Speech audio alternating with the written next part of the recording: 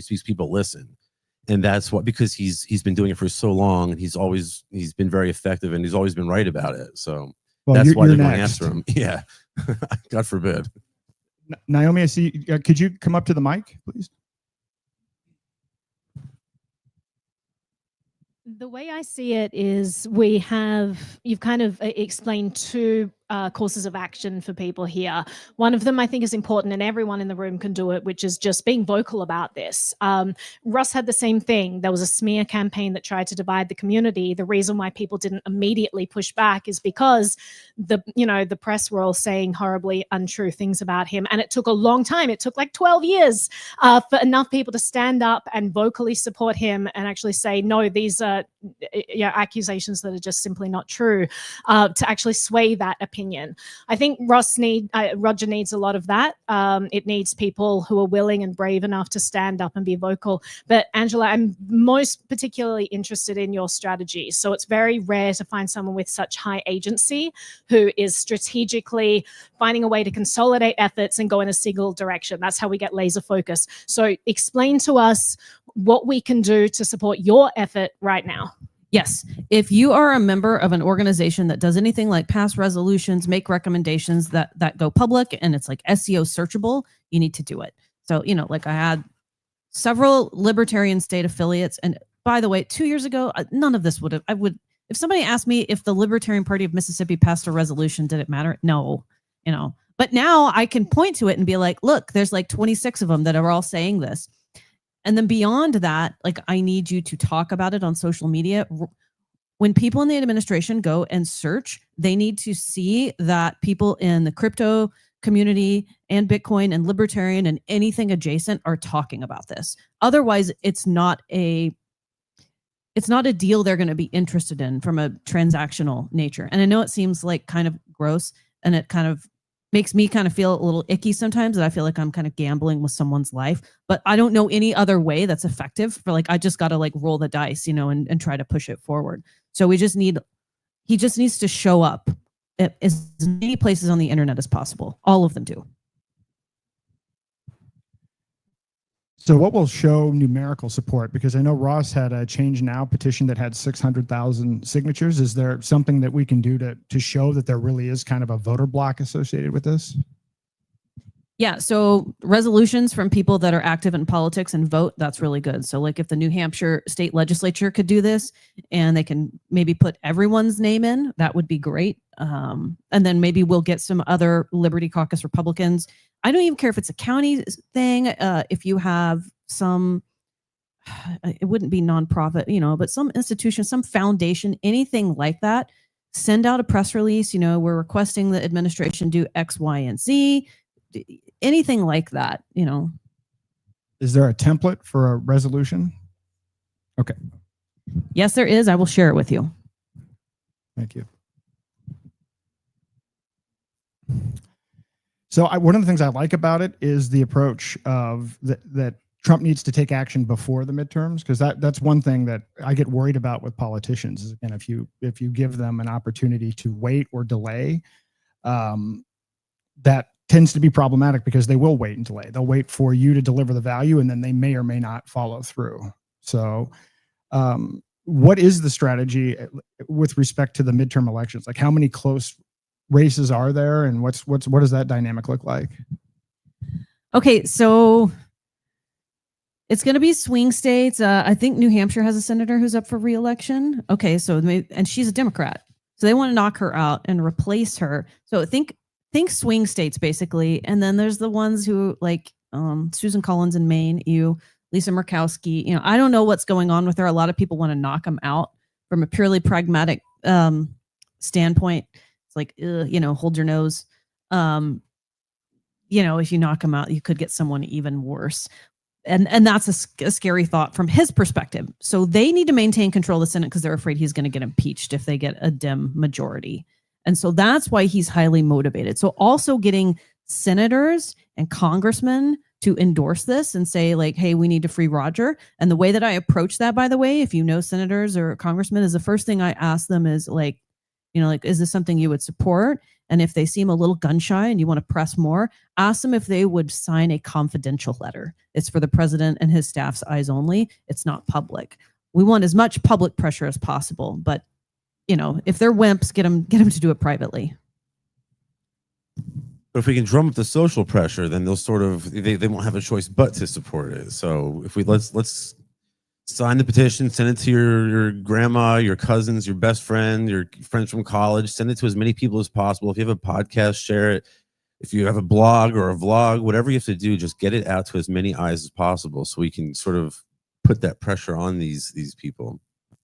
So given that Roger is polarizing, are there any, from a public pressure support, are there any issues we should stay away from that might actually damage the cause?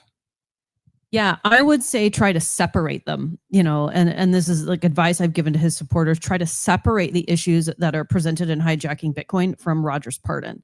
So it's a delicate dance there because you don't want to be silenced over the thing that you're passionate about and that you think is correct, right? But for the sake of getting the man out of prison, and then he can continue his good work, right? I'd rather him continue it outside of a prison cell.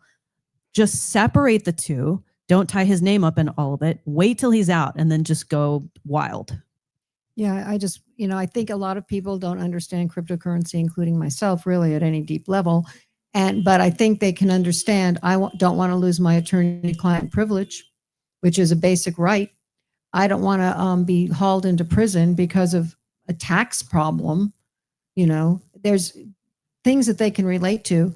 And the pardon attorney said, I was at a Zoom meeting with, and she said they look at petitions. It doesn't guarantee anything.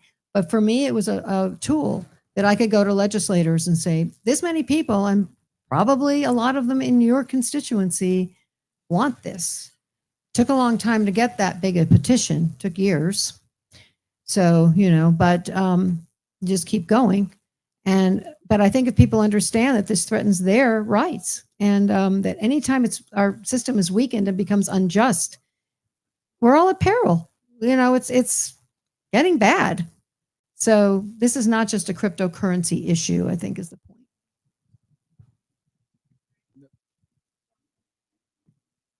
If I could, this is not very loud. If I could give advice on issues to stay away from or focus on, it would be stay far away from any crypto division. It doesn't help the cause.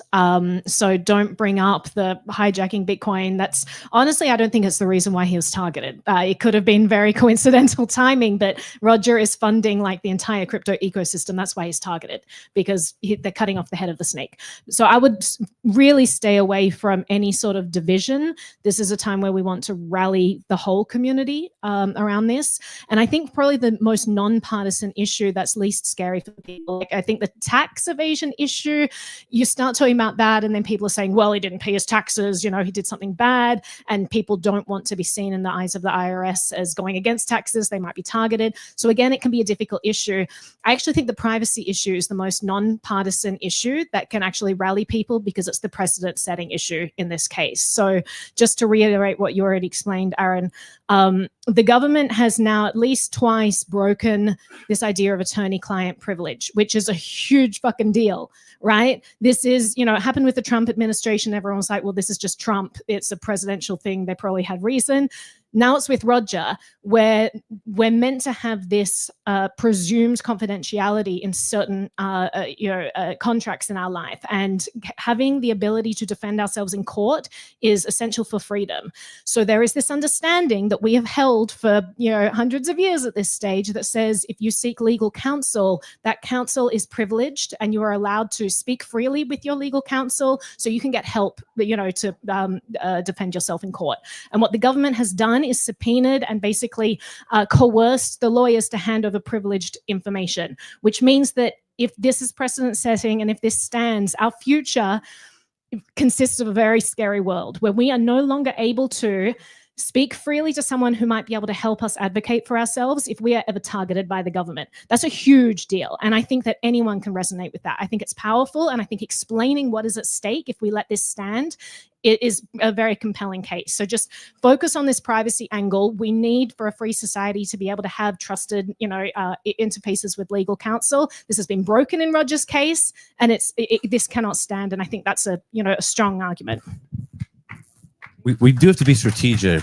I think it's important that for us to be like, we have to sort of be strategic in the way that we approach this. But at the same time, we have to remember, the best disinfectant is sunlight, right? Like it's the truth, and the truth is on our side. Roger's done nothing wrong. Everything he's done is completely correct. So, and in a larger sense, we don't really have anything to hide.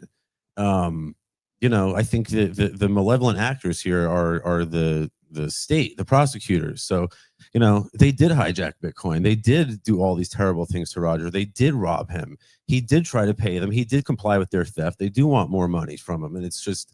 Yeah, so I feel like, we do have to be strategic, but at the same time, I don't think we should shy away from any issue. We should be able to address these things in a transparent way. Well, I know there's a lot of division within the Bitcoin community, but one thing that No, really? Well, one thing that we have to put in perspective, though, is the timing of all of this. And so this started under the Biden administration. And remember, Biden was pushing these 87,000 IRS agents. I actually talked to somebody from the IRS that left the IRS who said that the #1 area of hiring was crypto compliance. So if this case happens if they're successful against Roger, the people that will be the most effective are actually Bitcoin maxis, because they're actually going back retroactively to 2014. So, I mean, the way I like to say it is, don't be an IRS maxi. We should at least all be aligned. I would think everyone in the Bitcoin community, regardless of which fork you like, you should not be an IRS maxi. A freedom maxi, exactly. So when I was at the Bitcoin conference, I did a lot of asking around, and I got to meet a lot of people who were influential and talk about Roger a lot. And even though some people kind of hemmed and hawed and were like, well, yeah, only one person said they thought Roger should go to prison for not paying his taxes. And then he also admitted he was a Mossad agent. So I think most people agree that this is a bad case. There's only a few people who would be so bold as to say he should be locked up. I'm confident that we will prevail in the long run. I do think that the case is so shoddy against him that eventually, if you look at the sort of trend in the crypto ecosystem, is that these charges are starting getting dropped, and they're kind of falling off a little bit. So let's hope that trend prevails, and next year Roger can be on the stage with us.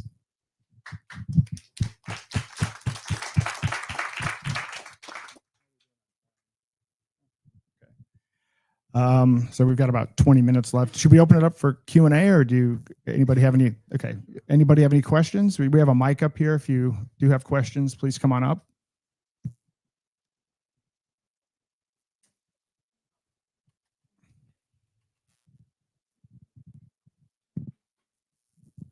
Hey, great to have you all here. Nice to see you, Aaron, Lynn. Tor Eklund and I represent Roman Sterlingov, who's another Bitcoiner who's been wrongfully convicted of operating Bitcoin Fog. And I'm just wondering if you guys have any ideas for all the people who are on Lynn's card. We have Roger Ver, we got the Samurai Wallet guys. Is there any kind of cohesive community that is battling this stuff legally together? Because I feel right now that the defense lawyers are fragmented in a way where if we came together, maybe we could have a stronger opposition. Yes. Are you guys aware of any movements like that? Yes, I've been talking to all of their attorneys. I would like to talk to you. You're the last piece I haven't spoken to. I just spoke with the attorneys for the Samurai Wallet guys. I'll be at the Bitcoin Policy Summit next week trying to tie it all together. Absolutely. There's not enough communication. There's also not a coordinated media campaign between them, and probably because they feel that they shouldn't be, but I can be like the glue, which is why I'm adding defendant by defendant into, I don't know what, the portfolio of people who should be pardoned, and trying to get all these different organizations to issue resolutions and public statements with them all in it. And then I've got Dan Smots doing videos for all of them, which are in this beautiful Dan Smots style. I don't know if you've been in contact with him, but I'll recommend him. He's very affordable. He does very good work, and he understands it really well, and he can wrap your story in emotional appeal. But yeah, I will bring it all together for you. It's wonderful to hear. Thank you. There is also I travel the world with these crypto conferences, and I can tell you that there's a large worldwide group of cypherpunks and crypto anarchists who are like, when you go to these conferences, that's what they're talking about, is like the case against Roman Storm and Roger Ver and Alexei Pertsev and Ross's case. And that is like the #1 focus in the cypherpunk community right now. So there is like an existing like little enclave of people out there who are, this is like, you know, the top thing on their minds. Any other questions? No more questions. All right. Does anybody have any closing thoughts? You want to do a quick round of closing thoughts and then we'll wrap it up? This is just an example of our freedom is at stake, and this is one battle, and you've got to stand strong with it. And Ross talked about at his talk at the Bitcoin conference about unity and how without unity we're weak, and all of this infighting with the libertarians and fighting with the crypto people, forgetting we do have a bigger foe, and in Washington, and you know, I think we need to, like, it's a great idea, collaborate with all the crypto guys, or just let's stay focused on what's really going on here and work together and, you know, be freedom maxis. All these maxis, it's like freedom maxis. It's not about Bitcoin. It's about freedom.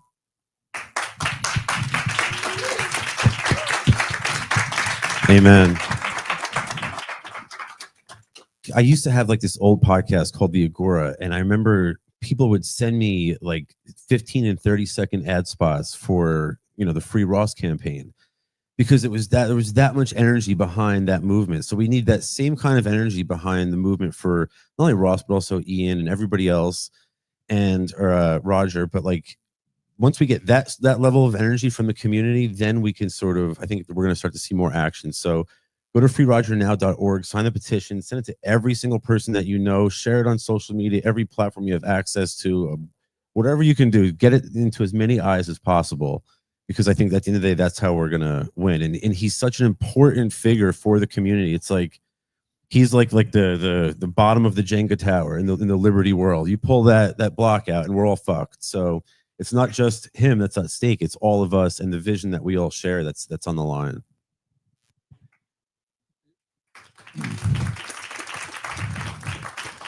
Yeah, and I would just say, when you're going to share the link, understand that most social media sites don't like links going out to external sites. So it's really important, if you can DM people or send it on Signal or Telegram groups, or in particular, if you have an email list, please consider sending it out to an email list, because it's become more difficult to actually communicate with your own followers over the last 5 to 10 years. The only other thing that I would say is tomorrow night, we're going to have a little free Ian, free Roger party here. It's not going to be a talk, but we're going to play Bitcoin Jesus, and then we're going to play a small video clip about Ian's case, and then just kind of hang out and socialize. So you're all welcome to come to that as well. What time is that? 8 p.m. Excellent. So you got to be driven and strategic and creative, but you've also got to be optimistic. And, you know, some people think it sounds kind of like fake it till you make it, but I am just optimistic about how driven and strategic and creative we can be. And I just don't think that there's any other way to approach this situation, or any difficult situation. Like, you have to wake up every day saying, like, we're going to do it and we're going to win. And that's what helps get you over the finish line. So I want to leave you all with that. Encourage you to be optimistic about this. Fight very hard for these men's freedom. They've fought for our freedom. We're all going to push it across the finish line together. Thank you.